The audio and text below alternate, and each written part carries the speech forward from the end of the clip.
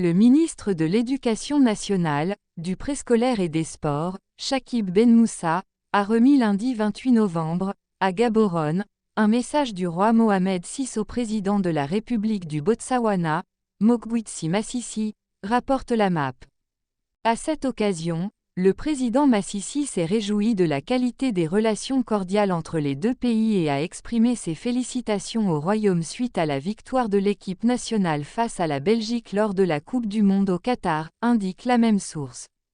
Le chef de la République s'est félicité aussi de « la politique africaine du Royaume », initiée par Sa Majesté le Roi, en vue de contribuer à la consolidation de la stabilité et au développement du continent africain.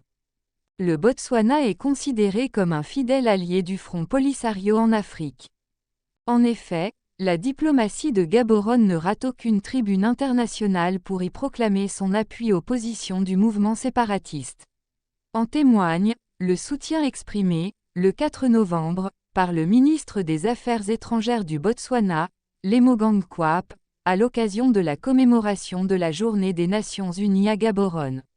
Le Botswana soutient le peuple sahraoui et sa juste cause pour l'autodétermination et l'indépendance, a-t-il indiqué dans une allocution.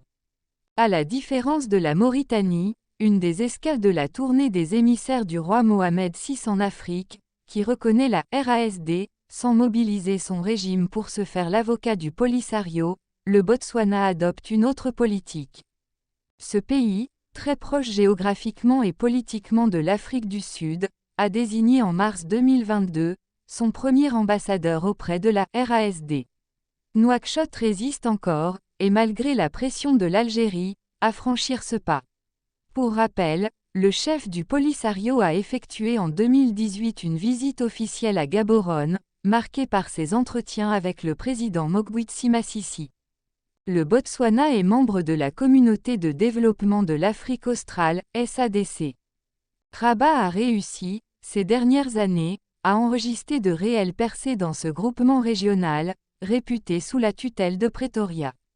En témoignent les ouvertures de consulats à Laayoune et Dakhla de 4 pays de la SADC, la République démocratique du Congo, la Zambie, Eswatini, les Comores et le Malawi. Le ministre des Affaires étrangères, Nasser Bourita a déclaré, le 20 octobre, que le Maroc va continuer à isoler davantage l'Afrique du Sud et défendre ses intérêts par tous les mécanismes entre ses mains. Pour mémoire, la reconnaissance de la Zambie, en octobre 2020, de la marocanité du Sahara a été précédée par une visite royale dans ce pays, effectuée en février 2017, et marquée par la signature de plusieurs accords de coopération entre les deux pays. Le Botswana suivra-t-il les traces de la Zambie ?